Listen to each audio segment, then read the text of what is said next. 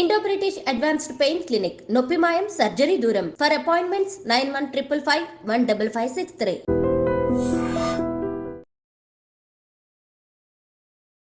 నమస్కారం, welcome to I dream. ధర్మ మార్గం విత్ విజిత కార్యక్రమానికి స్వాగతం.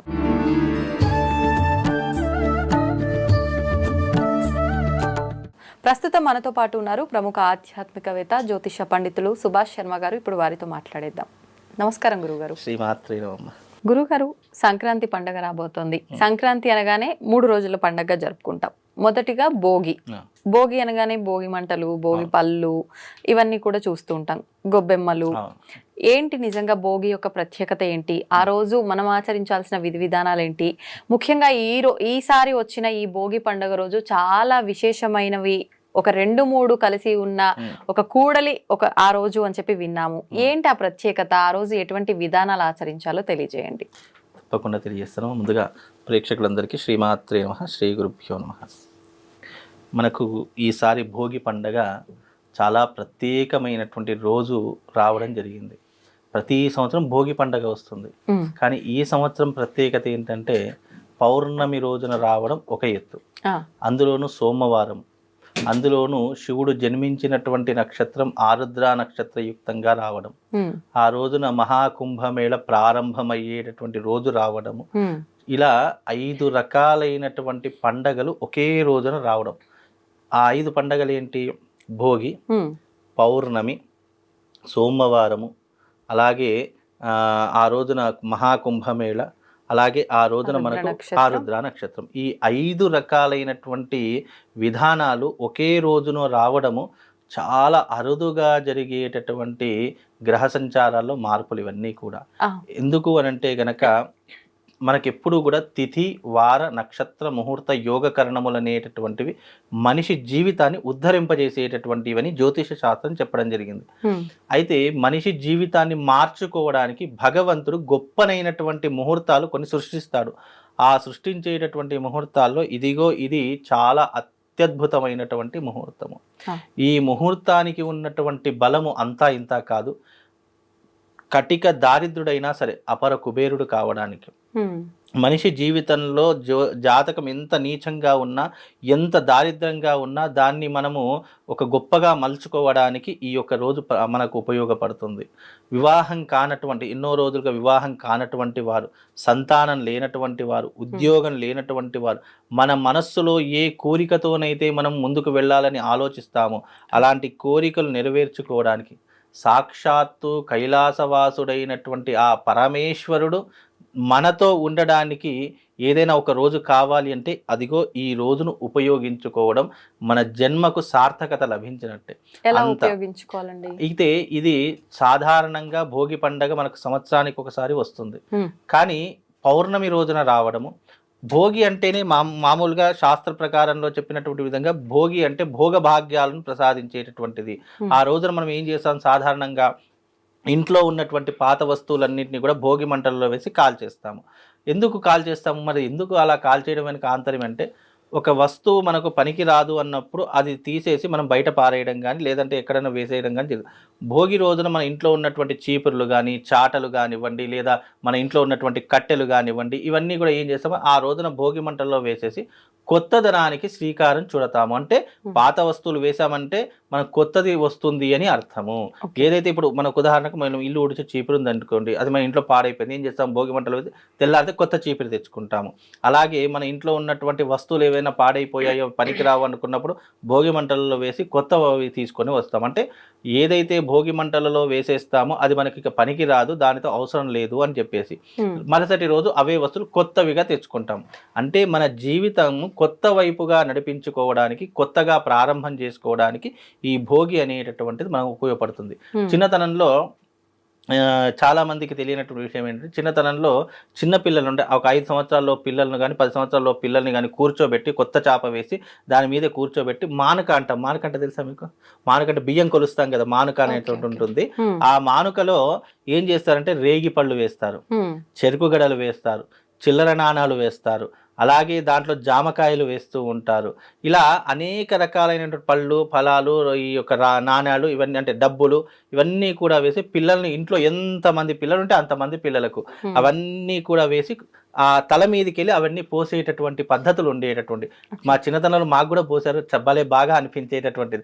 ఆ కింద పడ్డవన్నీ వేరుకొని చాలా మంది అవి ఆ డబ్బులన్నీ జేబులో వేసుకొని కొనుక్కోవడము, ఆ రేగి పళ్ళన్నీ తినడము, జామకాయలన్నీ తీసుకోవడం, మా ఫ్రెండ్స్కి మా బంధువులకు అందరికి ఇవ్వడం, ఇలాంటి ప్రత్యేకత ఉండేటటువంటి. అదే భోగి రోజు తప్పకుండా చెయ్యాలట. అలా చేస్తే పిల్లలు వృద్ధిలోకి వస్తారట. వాళ్ళకున్నటువంటి సంక్రాంతి అని కీడు దినాలని అంటారు కదా, ఎందుకు ఇవన్నీ పోయడం ద్వారా వాళ్ళకున్నటువంటి కీడు తొలగిపోతుంది అని చెప్తూ ఉంటారు. అందుకే చిన్నపిల్లలు ఎవరైనా ఇంట్లో ఉన్నటువంటి వారు ఉంటే గనక చక్కగా చాప వేసి, కొత్త చాప, మళ్ళీ అది కూడా కొత్త చాప వేసి కొత్త బట్టలు వేసుకోవాలి. ఆ రోజున భోగి రోజున కొత్త బట్టలు వేసుకొని చెరుకు గడలు అంటే చిన్న చిన్న చెరుకు ముక్కలు కోసి చెరుకు గడలు తీసుకోవాలి, రేగి పళ్ళు తీసుకోవాలి, జామకాయలు తీసుకోవాలి, చిల్లర నాణాలు తీసుకోవాలి.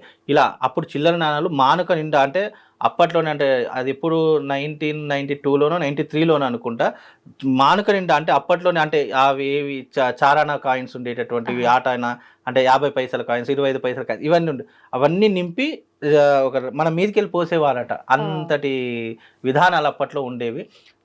కాబట్టి అవన్నీ పోయడం ద్వారా పిల్లలకు వృద్ధిలోకి వస్తూ ఉంటారు. అలాగే ఇప్పుడున్నటువంటి ఈ నేచర్లో భోగి అంటే భోగభాగ్యాలను ప్రసాదించేది అని చెప్తూ ఉంటాం. అందుకే ఈ భోగి రోజున మామూలుగా ప్రతి సంవత్సరం భోగి, కానీ ఈ భోగి మహాకుంభమేళ ప్రారంభమవుతుంది. అంటే పుష్కరిణి స్నానాలు ఆరంభమవుతాయి. అలాగే సోమవారం శివుడికి చాలా ప్రీతికరమైనటువంటి రోజు, అందరికీ తెలుసు. ఆ ఇష్టమైనటువంటి రోజు రావడం, మళ్ళీ పౌర్ణమి, నిండు పౌర్ణమిలో ఉండేటటువంటి రోజు, అలాగే ఆ రోజున ఆరుద్ర నక్షత్రం రావడము, ఇన్ని శివుడికి ఇష్టమైనటువంటి రోజులు వస్తున్నాయి. అందులోనూ కుంభమేళ అంటే అర్థం తెలుసా అండి? ముక్కోటి దేవతలు ఆ రోజున ఆ త్రివేణి సంగమంలో, అంటే ప్రయాగరాజులో ఉన్నటువంటి త్రివేణి సంగమంలో ముక్కోటి దేవతలు వచ్చి అక్కడ స్నానం ఆచరించి భూమి మీదకి అడుగు పెట్టేటటువంటి సమయం. అందుకే శివుడు అడుగు పెట్టేటటువంటి సమయము ఈ భోగి రోజున అడుగు పెడతాడు. శివుడు అడుగు పెడతాడు అని అంటే అర్థం ఏంటి? ఆయన అంశ, ఆయన యొక్క ప్రతిరూపము ఈ యొక్క పుష్కరిణిలో స్నానం ఆచరిస్తుంది. అందుకే దానికి అంత పరమ పవిత్రత రావడము. కేవలం మనుషులే కాదు, ఇప్పుడు ఒక కుంభమేళ ప్రారంభమైందంటే కోట్లాది మంది భక్తులు వస్తున్నారంటే ఊరికే రావడం కాదు. ఆ దేవతలు ఆచరించినటువంటి జలంలో స్నానం చేయడం వల్ల మనకున్నటువంటి పాపాలను దూరం చేసుకోవచ్చు, మనకున్నటువంటి రోగాలను దూరం చేసుకోవచ్చు. ఇప్పటికీ కూడా దాదాపుగా పోయిన సంవత్సరం, అంటే పోయిన కుంభమేళకు 20 కోట్ల మంది జనాభా వచ్చారట. ఈ యొక్క కుంభమేళకు 40 కోట్ల జనాభా సంఖ్య అంచనా వేసుకున్నారు. 40 కోట్లు అంటే అంత చిన్న విషయమమ్మ, చాలా పెద్ద విషయం. 40 కోట్ల మంది స్నానం ఆచరిస్తారు, ప్లస్ మైనస్ డిగ్రీలో ఉన్న చలిలో అక్కడ మనుషులు కనిపించడం. అంటే పొద్దున మనము చూసామనుకోండి, మధ్యాహ్నం 12 అయినా మనుషులు కనిపించారు. ఎందుకు? పొగమంచుతో కూడుకుపోయి ఉంటుంది. అంత చట్టని చలిలో ఇంతమంది వస్తున్నారు అని అంటే ప్రజల యొక్క హిందూ ధర్మంలో విశ్వాసం ఎంతగా ఉందో అర్థం చేసుకోవాలి. నమ్మకం అంటే భగవంతుడు ఉన్నాడు అని నమ్మేవాళ్ళు చాలామంది ఇదిగో ఇలాంటి కుంభమేళ వచ్చినప్పుడు మనకి కనిపిస్తారు. ఆ రోజున నాగసాధువులు వస్తారు, ఏం చక్క చాలామంది వస్తారు. అంటే భోగి రోజున భోగభాగ్యాలను ప్రసాదించడానికి సాక్షాత్తు పరమేశ్వరుడే మన దగ్గరికి వస్తున్నాడు అన్నప్పుడు మనము ఆయన యొక్క పూజ చేసుకోవడం ద్వారా మనకి ఇంకా ఎన్ని పుణ్యాలు కలుగుతాయి చెప్పండి. ఆ రోజున ఆచరించే పద్ధతులు ఎలా ఉంటాయంటే, ఎవరైతే ఈ భోగి రోజున ఆరుద్రాభిషేకం శివుడికి చేస్తారో వాళ్ళ జన్మ ధన్యమైపోతుంది. ఇప్పుడు చాలామంది ఈ కుంభమేళకు వెళ్ళలేనటువంటి వారు ఉంటారు. ఆ రోజున ఈ సోమవారం కుంభమేళ ప్రారంభమవుతుంది కదా, ఆ రోజున ఏం చేయాలంటే శివుడికి అభిషేకం చేసిన నీళ్లతో అభిషేకం చేస్తాం కదా, ఆ నీళ్లు పడుతున్న శివుడి మీద నుంచి పడుతుంది, ఒక ప్రాణద్వార అంటే ఆ ప్రాణమట్టం ద్వారా కింద పడుతుంది కదా, అది కింద పడకుండా దాని కింద ఏదైనా పళ్ళెం కానీ ఏదైనా చెంబు కానీ పెట్టేసి అది కింద పడకుండా ఆ నీటిని మనము స్టోర్ చేసుకొని ఆ నీటిని రోజు తీర్థంగా సేవించిన ఆ నీళ్లు మన నెత్తి మీద జల్లుకున్న కుంభమేళలో స్నానం చేసినటువంటి పుణ్య ఫలితం మనకు కలుగుతుంది. అందుకే ఆ రోజున అంత విశేషము. అందులోనూ పౌర్ణమి రోజున శివుడికి అభిషేకం చేయడం అనేటటువంటిది పరమ పవిత్రమైనటువంటి రోజుగా భావన చేసుకున్నాం. అందుకే ఆ రోజున అంత విశేషం. శివుడు జన్మ నక్షత్రము సోమవారము, పౌర్ణమి, ఆరుద్ర నక్షత్రము, కుంభమేళ ఇన్ని కలిసి వచ్చాయి అంటే ఇది సాధారణంగా ఇన్ని కలిసి రావడం అనేటటువంటిది జరగదు. ఇలా ఎప్పుడైనా జరిగిందండి? ఇది మనకు దాదాపుగా 1000 సంవత్సరాల క్రింద జరిగింది. మళ్ళీ ఇది 2050లో వచ్చేటటువంటి అవకాశం ఉంటుంది. కానీ ఆ సమయంలో ఆ తిథివార నక్షత్రాలు ఏమైనా చేంజెస్ జరిగితే జరగవచ్చు. కాకపోతే 2050లో మళ్ళీ జరిగే అవకాశం. 2050 అంటే అప్పటి వరకు మేము ఉంటామో ఉండమో కూడా తెలియదు. ఎవరు చూస్తారో చూడరో తెలియదు. ఎందుకంటే రేపటి రోజు ఏంటో మనకు తెలియదు. తెలియనప్పుడు ఈ జీవితానికి ఇప్పుడు ఏం కావాలి, ఇప్పుడు ఏం చేసుకోవాలి, దైవారాధన ఎలా పొందాలి అనేటటువంటి నిర్ణయం చేసుకోవాలి. కాబట్టి నాకు ఇప్పుడు అవకాశం ఉంది కాబట్టి నేను 13వ తారీఖు రోజున ఏది ఏమైనా శివుడికి అభిషేకం చేయడం మాత్రం తథ్యము. ఆ రోజున విశేషంగా బ్రహ్మ ముహూర్తంలో లేవాలి. నిజంగా మనిషి జీవితంలో ఎవరైతే బ్రహ్మ ముహూర్తంలో లేవడం అలవాటు చేసుకుంటారో వాళ్ళ జీవితంలో టర్నింగ్ పాయింట్ ఏర్పడుతుంది. కాబట్టి బ్రహ్మ ముహూర్తంలో లేవాలి. చక్కగా శివాలయానికి వెళ్ళి అక్కడ స్వామివారికి అభిషేకం చేయాలి. ఏ నీటితో అయితే అభిషేకం చేస్తున్నామో ఆ నీళ్ళు ధారలా పడుతుంది కదా, ఆ ధారను తప్పకుండా స్టోర్ చేసుకోవాలి. కింద పడకుండా నీటిని స్టోర్ చేసుకోవాలి. ఆ తర్వాత పంచామృతంతో అభిషేకం చేసేసి వీలైతే ఆ రోజున అక్కడ సేవ చేసుకునే ప్రయత్నము, వీలైతే 10 మందికి భోజనం పెట్టేటటువంటి అవకాశం ఏర్పరచుకుంటే నిజంగా మీ జీవితంలో మీకు ఎవ్వరు తోడున్నా లేకపోయినా పరమశివుడు మాత్రం మీ వెన్నంటే ఉండి మిమ్మల్ని నిరంతరం కాపాడుతాడమ్మ. అంత పరమ పవిత్రమైనటువంటి రోజు. తిథివార నక్షత్ర ముహూర్త యోగకరణాలు అన్నీ కలిసి వచ్చేటటువంటి అద్భుతమైనటువంటి రోజు. ఎంతెందుకు ఒక మనిషి జీవితంలో ఒక పెళ్లి చేయాలన్నా లేదా ఒక ఎంగేజ్మెంట్ చేయాలన్నా ఒక ముహూర్తం చూసారా, అలా ముహూర్త ఎందుకు ముహూర్తం చేస్తా అంటే ఆ ముహూర్త బలానికి మనం చేసుకుంటే గనక అది యొక్క ముహూర్త బలం వల్ల ఎప్పుడూ కూడా ఎలాంటి ఇబ్బందులు లేకుండా జీవితం కలకాలం హ్యాపీగా బ్రతకడానికి. అలాగే ఇప్పుడు చేస్తున్న ఈ వచ్చే ముహూర్తం కూడా ఎన్నో జన్మల పాపాలను తొలగించుకోవడానికి, ఆ శివుడి యొక్క సంపూర్ణమైనటువంటి అనుగ్రహాన్ని పొందడానికి మనం చేసేటటువంటి ప్రయత్నమే ఈ భోగి రోజున శివుడికి అభిషేకము, అది కూడా ఆరుద్రాభిషేకం. ఇంకో విషయం ఏంటంటే చాలామందికి తెలియదేమో, ఒక శివరాత్రి రోజున అభిషేకం చేస్తే చాలా పుణ్యము అని అంటాము, అవునా? అలాంటిది 1000 శివరాత్రుల్లో మనం అభిషేకం చేస్తే ఎంత పుణ్యం వస్తుందో ఈ ఒక్కరోజు అభిషేకం చేస్తే అంత పుణ్యం వస్తుంది.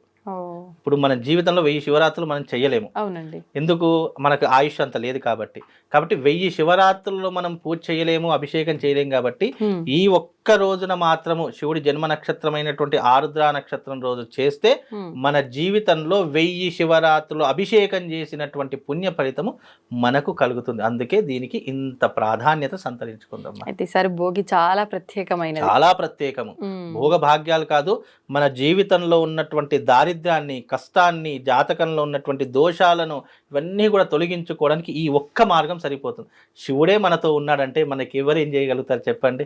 ఇప్పుడు నవగ్రహాల్లో అధిపతి సూర్యుడు, సూర్యుడికి అధిపతి, సూర్యుడికి గురువు ఎవరు? పరమేశ్వరుడు. ఆ పరమేశ్వరుడే మనతో ఉంటే మనకి ఇంకెవరు, ఏ గ్రహం ఏం చేస్తుంది, ఏ మనిషి ఏం చేస్తాడు చెప్పండి? ఎగ్జాంపుల్గా ఈ రాష్ట్రాన్ని పరిపాలించే ఒక ముఖ్యమంత్రి మన వాడయ్యింటే ఎమ్మెల్యే ఏం చేస్తాడు, మినిస్టర్ ఏం చేస్తారు, పోలీసు ఎవరు ఏం చేస్తారు చెప్పండి? అలాగే ఆ పరమేశ్వరుడే మనతో తోడై ఉంటే ఎవరేం చేస్తారు? ఎవ్వరు ఏం చేయలేరు. కాబట్టి ఆ రోజున చక్కగా శివారాధన చేసుకోండి. చక్కగా మీ దగ్గరలో ఉన్నటువంటి శివాలయానికి వెళ్ళి చక్కగా గంగాభిషేకం చేసుకోండి, పంచామృతాభిషేకం చేసుకోండి. ఆ నీళ్లను మాత్రం స్టోర్ చేసుకొని, ఆ రోజున ఎందుకు స్టోర్ చేసుకున్నామన్నానంటే ఆ శివుడి మీద ఎప్పుడైతే మొట్టమొదటిగా నీటి బిందువు పడి అది ప్రాణమట్టం ద్వారా భూమికి తాకుతుందో ఆ భూమికి తాకేటటువంటి నీటి బొట్టు పరమ పవిత్రమైనటువంటిది.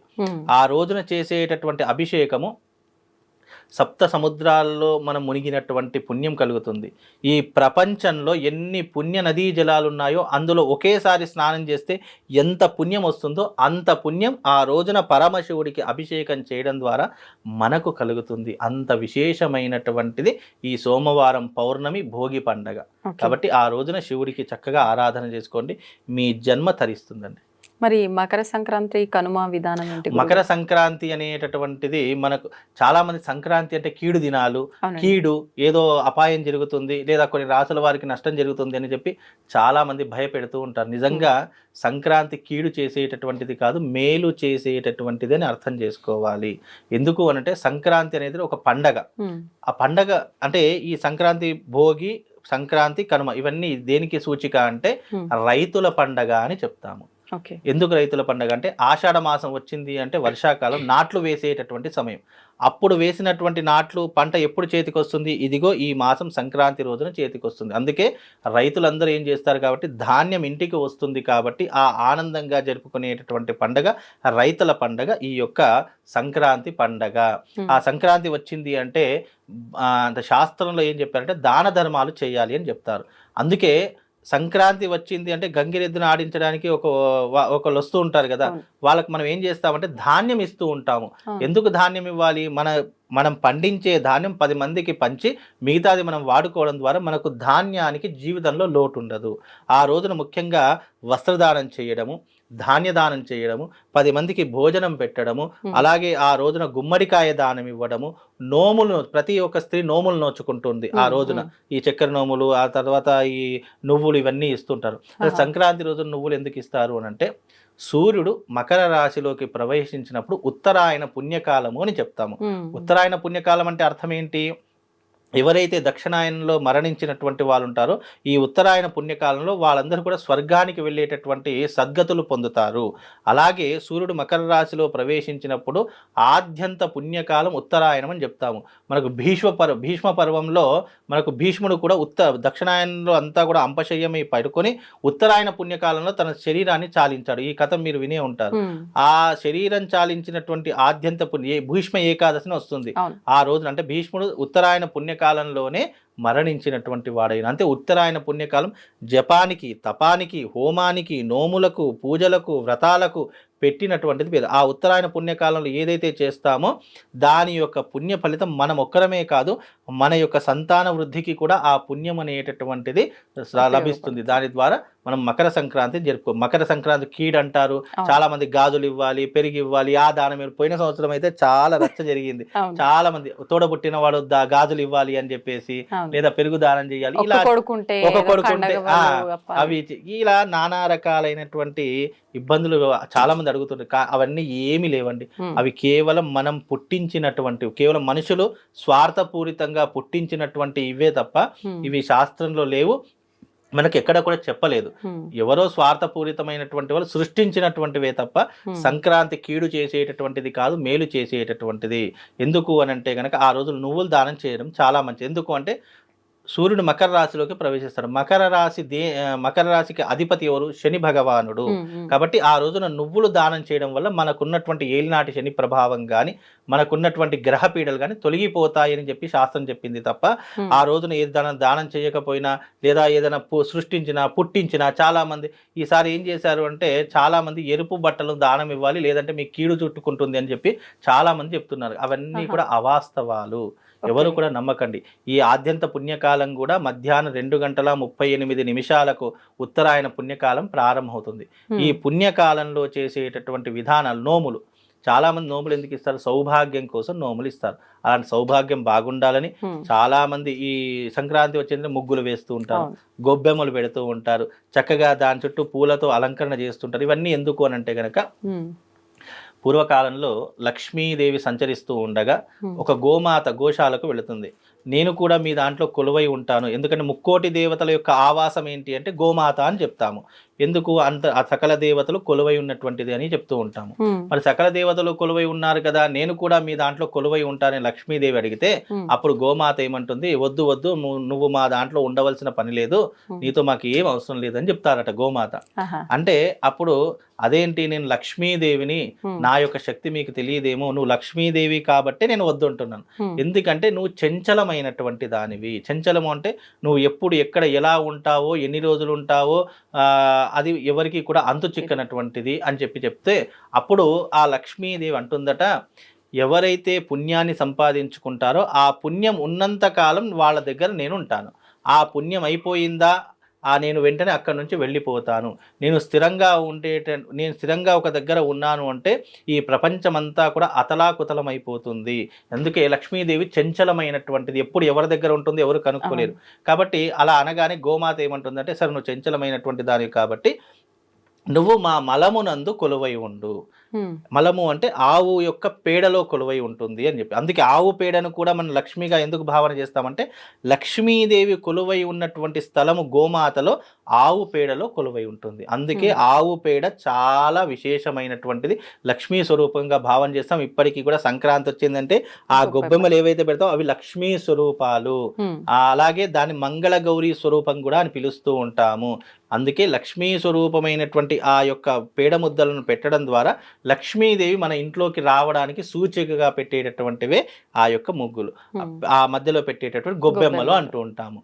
లక్ష్మీదేవి ఎక్కడనైతే చాలా చక్కగా రంగవల్లులతో నిండి ఉన్నటువంటి గడప ఉంటుందో, ముగ్గులు ఉంటాయో, ఏ ఇంట్లోనైతే శుభ్రంగా ఉంటుందో ఆ ఇంట్లోకి లక్ష్మీదేవి రావడానికి సూచికగా పెట్టేటటువంటివే ఈ సంక్రాంతి ముగ్గులు, సంక్రాంతి గొబ్బెమ్మలు, సంక్రాంతి పండగలు. ఇవన్నీ కూడా లక్ష్మీదేవి యొక్క సూచికకు మార్గదర్శకంగా ఉన్నటువంటి పండగలమ్మ. కనుమ రోజు గోవులను పూజించాలంటారు కదా గురుగారు? కనుమ రోజు ఎందుకు గోవులను పూజించాలి అంటే, సంక్రాంతి అంటే పంటలు చేతికి వస్తాయి కదా. పంటలు చేతికి వచ్చిన తర్వాత ఆ పంట చేతికి రావడానికి ప్రధానమైనటువంటి కారణాలు ఏంటి? ఈ యొక్క ఆవులు. ఏవైతే ఇవి ఆవులు ఉన్నాయో అవన్నీ కూడా పొలాన్ని దున్ని చక్కగా కష్టపడి ఒక పంటను చేతికి అందించేటటువంటి విధానాలు ఏవైతే ఆవులు. కాబట్టి మనకు పూర్వకాలంలో గోమాతలను, ఆవుల్ని కూడా ఇంట్లో కట్టేసేవారు. ఎందుకంటే వాటిని కూడా కుటుంబ సభ్యులుగా చూసేటటువంటి వారు. ఆవులను పిలుచుకునేటటువంటి వారు కాదు, లక్ష్మీదేవి అని పిలిచేవారు గోవులను. ఎందుకు అంటే మన జీవితంలో ధాన్యం రావడానికి, ఒక పొలం దున్నడానికి ఆవులే ప్రధానమైనటువంటి కారణము. ఆ యొక్క గోమాతలే ప్రధానమైనటువంటి కారణం కాబట్టి దానిని కూడా ఈ కనుమ రోజున ప్రత్యేకంగా పూజిస్తాం. తల్లి, మా కడుపు నిండడానికి, 5,000 నోట్లో వెళ్ళడానికి నువ్వే కదా కారణము. తల్లి, నువ్వు ఇలాగే మా కుటుంబం మీద, మా వంశం మీద ఎల్లవేళలా కరుణా కటాక్షాలను కురిపించి మాకు ధాన్య వృద్ధిని కల్పించని చెప్పేసి ప్రత్యేకంగా ఆ రోజున ఆవులను పూజించడం, గోవులను పూజించడము, ఎడ్లను పూజించడము, ఇవన్నీ కూడా వస్తున్నటువంటి ఆచారంలో భాగాలు. అందుకే కనుమ రోజున మనము తప్పకుండా గోమాతను పూజించాలి, ఆవులను, ఎడ్లను పూజించాలి. అలా పూజించడం ద్వారా ధనధాన్యాదులకు, సిరి సంపదలకు లోటు ఉండదు. ఇక ముక్కనుమ రోజు కర్రీలు ఏంటి చేసుకుంటారు అంటే, నాన్ వెజ్ తినేటటువంటి వాళ్ళు ఎవరైతే ఉన్నారో ఆ రోజున వెరైటీగా అన్ని పిండి పదార్థాలు, ఈ నాన్ వెజ్ లాంటి పదార్థాలు ముక్కనుమ రోజున చేసుకుంటారు. అందుకే ఈ యొక్క భోగి, సంక్రాంతి, కనుమ, ముక్కనుమ ఇవన్నీ కూడా చాలా విశేషమైనటువంటి పండగలు. ఇవి తెలంగాణ వైపు తక్కువ కానీ ఆంధ్ర వైపు విపరీతంగా చేసుకుంటారు. అలాగే సంక్రాంతి రోజున పెద్దలకు నైవేద్యాలు పెట్టుకుంటారు, పితృ తర్పణాలు చేస్తూ ఉంటారు. ఆ రోజున ఎస్పెషల్లీ సంక్రాంతి రోజునే ఆ యొక్క ఆంధ్రాలో ఏం చేస్తారంటే పెద్దవాళ్ళకు నైవేద్యం పెట్టుకొని తిరతర్పణాలు చేస్తూ ఉంటారు. చాలా మట్టుకు పెద్దవాళ్ళు స్వర్గానికి వెళ్ళడానికి కూడా ఈ సంక్రాంతి అనేటటువంటిది ఉపయోగపడేటటువంటి ఒక గొప్ప పండగ. ఆ పండగ చేసుకుంటే చాలు మన జన్మ ధన్యమైపోయినట్టే. అంత విశేషమమ్మ. ధన్యవాదాలు గురుగారు. శ్రీమాత్రే.